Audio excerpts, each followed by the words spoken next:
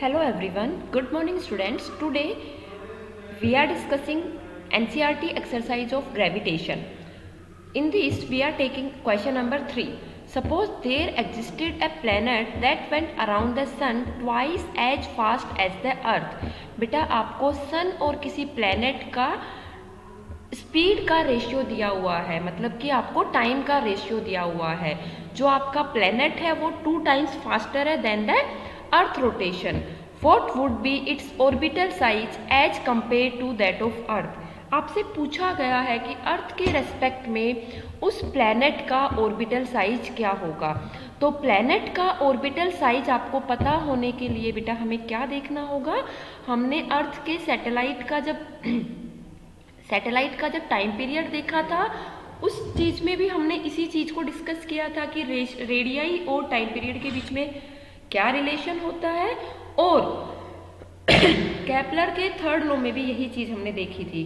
तो let us suppose हमें पता है अर्थ का टाइम पीरियड 1 ईयर होता है, तो हमारे प्लैनेट का कितना हो जाएगा बेटा. प्लैनेट 2 टाइम्स है तो कितना हो जाएगा TE/2. It means 1/2 year. और हम रेडियाई ऑफ अर्थ ले लेते हैं बेटा 1 एस्ट्रोनॉमिकल यूनिट. आपका रेशियो होगा ये आपका उसी टर्म में आ जाएगा जिस भी टर्म में आप यूनिट लेके चल रहे हैं. तो केपलर के थर्ड लॉ का रिलेशन क्या होता है बेटा. टाइम पीरियड का स्क्वायर जो होता है वो आपका रेडियाई के क्यूब के प्रोपोर्शनल होता है. इट मीन्स कि RP/RE का cube is equal to TP/TE का स्क्वायर. जब आप RP की वैल्यू देखेंगे तो RE, TP और TE का रिलेशन आपको गिवन है, तो आप यहाँ पे लिखेंगे क्या 1/2/1 और RE की वैल्यू 1. इट मीन्स कि आपकी जो RP की वैल्यू आएगी बेटा वो 0.63 एस्ट्रोनॉमिकल यूनिट आ जाएगी. I hope this question is clear to you. Now our next question. Ion of satellite of Jupiter has an orbital period of 1.769 day and radii of orbit is 4.22 into 10⁸ metre. बेटा Jupiter का कोई satellite है, उसका time period आपको दिया है और उसका रेडियाई आपको दिया है. Show that the mass of Jupiter is about 1000 that of sun. आपको सन का और मास का रेशियो देखना होगा कि वो क्या जुपिटर का मास जो है वो सन के 1000 टाइम्स है क्या. अगेन हम टाइम पीरियड ऑफ सैटेलाइट वाला फॉर्मूला यूज करेंगे. क्या था बेटा वो T = 2π√r³/gm. जब आप उसका स्क्वायर करेंगे तो आपका फॉर्मूला देखेंगे और उसमें से अगर आप m की वैल्यू फाइंड आउट करेंगे then you will get m = 4π²r₁³/gT1².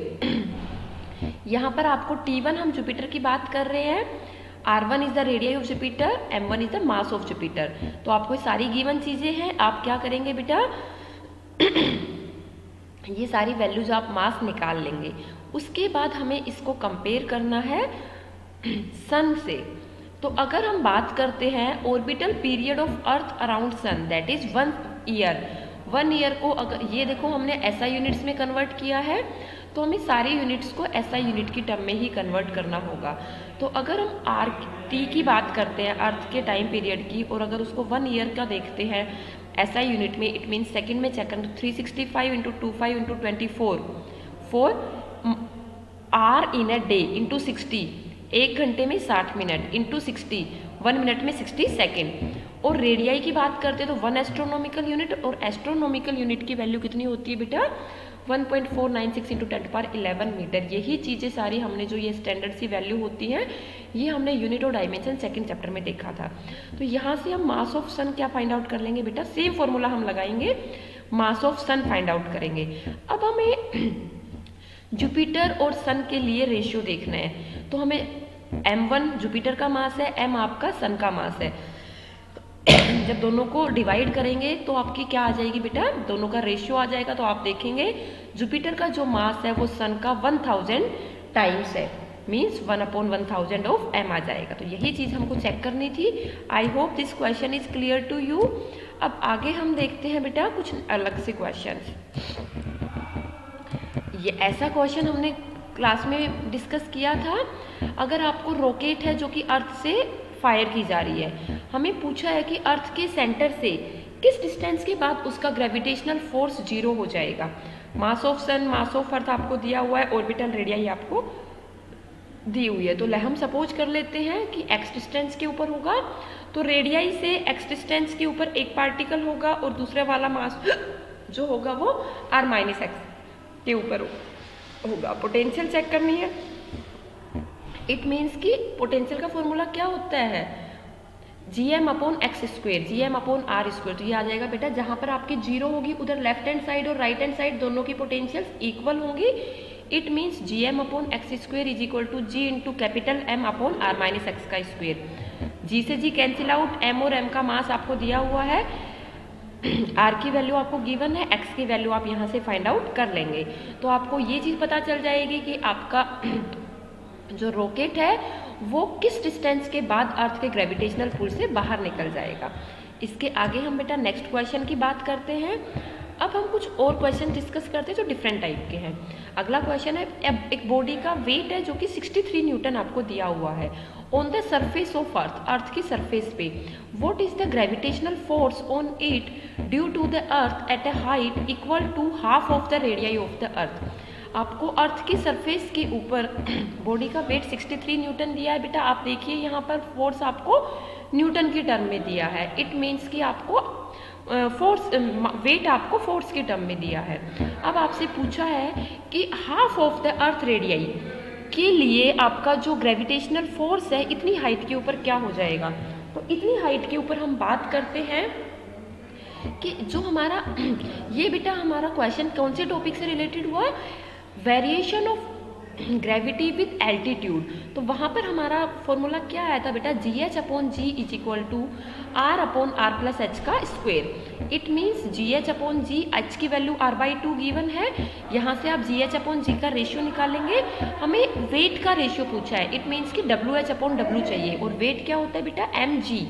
तो mg एट ग्राउंड सरफेस आपको दिया हुआ है 63, mgh आपको देखना है। तो m से m cancel, gh upon g कितना हो गया बेटा 4/9। ये रिलेशन आपने निकाला था, w की वैल्यू आपको कितना दिया 63 न्यूटन।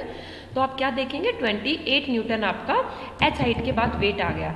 अगला क्वेश्चन बेटा आपका डेप्थ से रिलेटेड है, acceleration due to gravity with depth. तो आपको क्या दिया है बेटा, assuming the earth to be sphere of uniform mass density. आपका जो अर्थ है वो यूनिफॉर्म मास डेंसिटी का स्फीयर है।